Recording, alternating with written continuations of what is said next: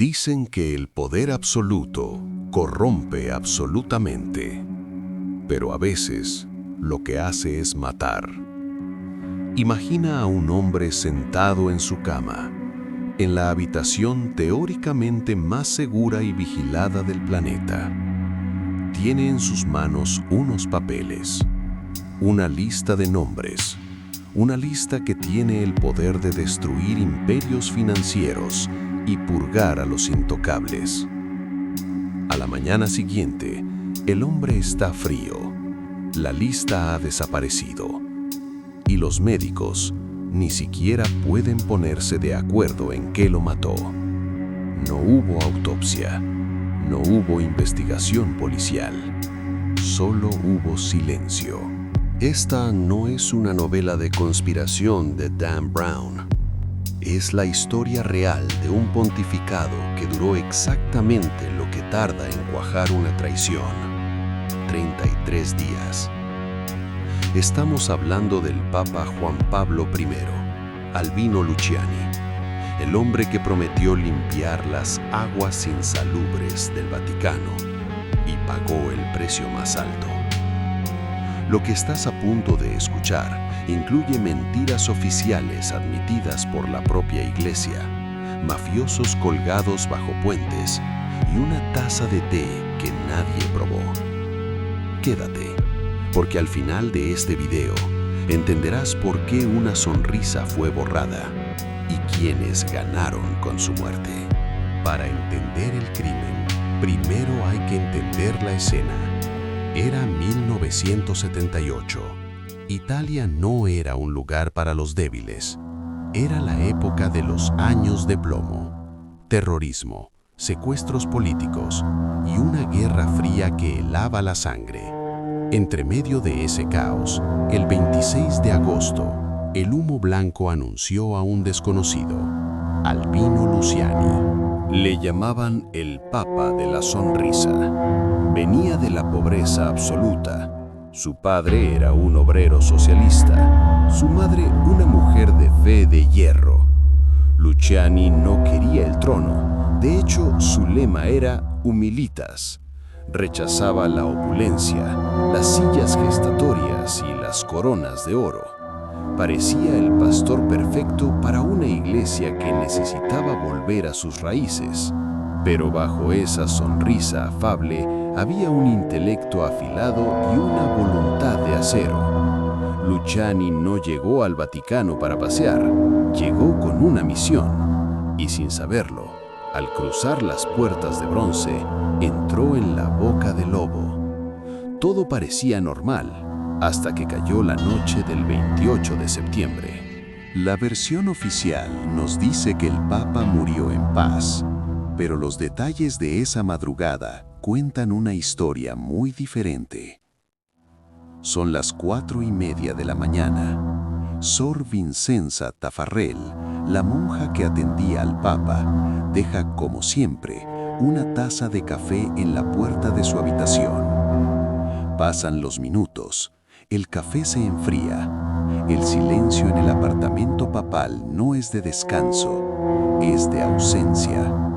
Sor Vincenza, rompiendo el protocolo, abre la puerta. Lo que encuentra no es a un hombre durmiendo. Encuentra a Albino Luciani sentado en la cama, con las gafas puestas, la cabeza ladeada y unos papeles apretados en la mano. Su piel estaba fría, pero aquí empieza el problema. Según testigos filtrados años después, su rostro no tenía la paz de los santos. Tenía una mueca, una expresión de agonía. Y esos papeles que sostenía, esos papeles que el Vaticano diría más tarde que eran un libro devocional, desaparecieron antes de que saliera el sol. El Papa había muerto solo, o tal vez no. Antes de que entremos a analizar qué decían esos papeles desaparecidos y quién entró a esa habitación antes que los médicos, si eres de los que cree que la verdad, por oscura que sea, merece ser contada, te invito a unirte a este canal. Aquí Aquí no aceptamos la versión oficial sin hacer preguntas. Suscríbete ahora para seguir investigando con nosotros. Volvamos a la habitación, porque lo que sucedió en la siguiente hora es, como mínimo, sospechoso y como máximo, delictivo. El Vaticano emitió un comunicado oficial al mundo. Dijeron que la causa fue un infarto agudo de miocardio. Dijeron que lo encontró su secretario, el padre John.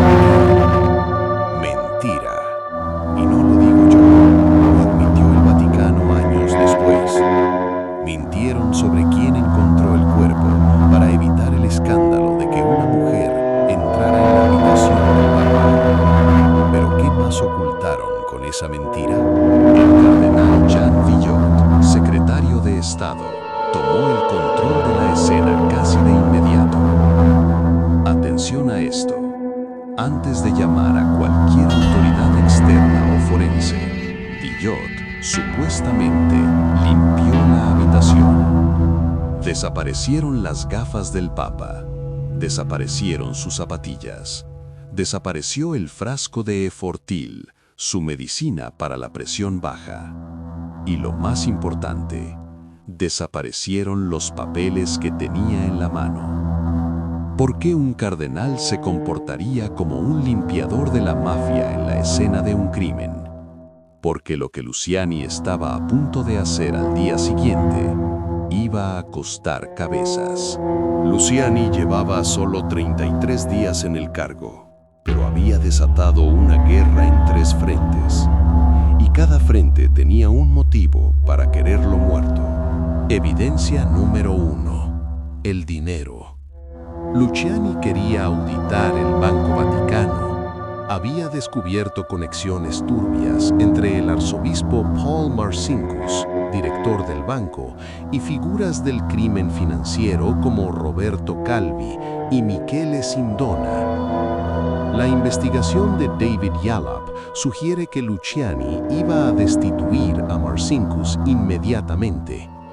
Marcinkus, por cierto, fue visto merodeando el Vaticano a horas inusuales esa madrugada. Evidencia número 2. La purga. Los papeles que desaparecieron no eran oraciones. Según fuentes internas, era una lista de destituciones. Luciani planeaba sacar al cardenal Villot y limpiar la curia de miembros sospechosos de pertenecer a la logia masónica P2, una organización ilegal que controlaba Italia desde las sombras. Pero lo más inquietante aún no había ocurrido. Evidencia número 3. El cuerpo. Según la ley italiana, no se puede embalsamar un cuerpo antes de que pasen 24 horas. Sin embargo, el cuerpo de Juan Pablo I fue embalsamado esa misma tarde. ¿Por qué la prisa? El embalsamamiento implica retirar la sangre y los fluidos. Si había veneno en su sistema, digamos, una sobredosis de digitalina que simula un infarto, el embalsamamiento destruiría la prueba para siempre. Y entonces surgió un detalle imposible de ignorar. El doctor Darros, médico personal del Papa, declaró que lo había revisado esa misma tarde y estaba perfectamente bien. No había dolor de pecho, no había síntomas. Solo un hombre sano que, unas horas después, colapsó convenientemente antes de firmar los despidos más importantes de la historia de la Iglesia. Quiero detenerme un segundo aquí y hablarte a ti. Piensa fríamente. Si eres el jefe de una institución y tu líder muere repentinamente con una lista de enemigos en la mano, ¿ordenas borrar las huellas y embalsamarlo ilegalmente en tiempo récord? ¿O llamas a la policía? Quiero leerte en los comentarios. ¿Crees que fue una incompetencia provocada por el pánico de los cardenales? ¿O fue una ejecución planificada para proteger el dinero del Banco Vaticano?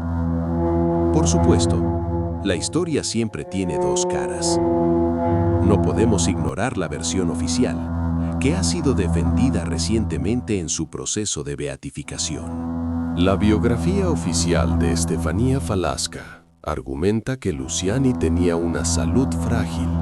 Habla de problemas circulatorios previos, de tobillos hinchados y de una presión arterial baja.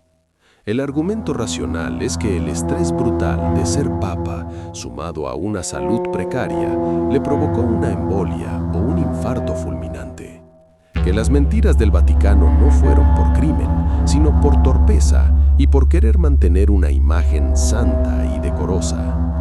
Dicen que no hubo veneno, solo un corazón cansado que se detuvo. Pero esta explicación deja cabos sueltos gigantescos. No explica la desaparición de sus objetos personales. No explica por qué el cardenal Villot impidió la autopsia cuando incluso los médicos la sugerían. Y sobre todo, no explica la terrible coincidencia de que muriera justo la noche antes de limpiar la cúpula de poder. En criminología hay un dicho: si no tienes el arma, busca a quien beneficie el crimen. Y tras la muerte de Luciani, Marcinkus siguió en el banco, Villot siguió en su puesto y la corrupción financiera continuó por años. Al final, la revolución de los 33 días terminó antes de empezar. El cónclave se reunió de nuevo. Eligieron a Karol Wojtyła, Juan Pablo II, un hombre fuerte, carismático, que llevó a la Iglesia por un camino muy diferente.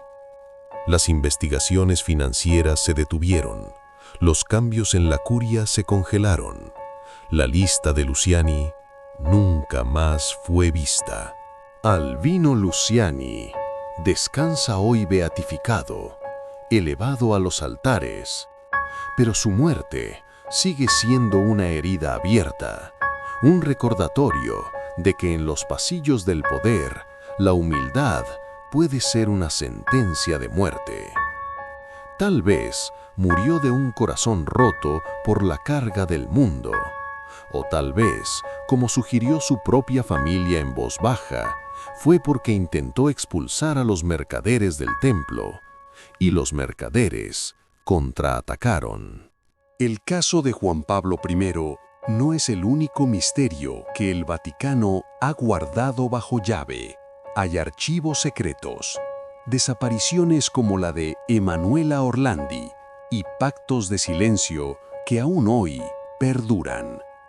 Si quieres que sigamos abriendo estas puertas prohibidas, dale like a este video y suscríbete. Es la única forma de apoyar este tipo de contenido. Y ahora te pregunto, si el Vaticano fue capaz de ocultar la verdad sobre la muerte de un papa, ¿qué más nos han estado ocultando durante siglos? Si esta historia te ha dejado pensando, no olvides suscribirte y activar la campana.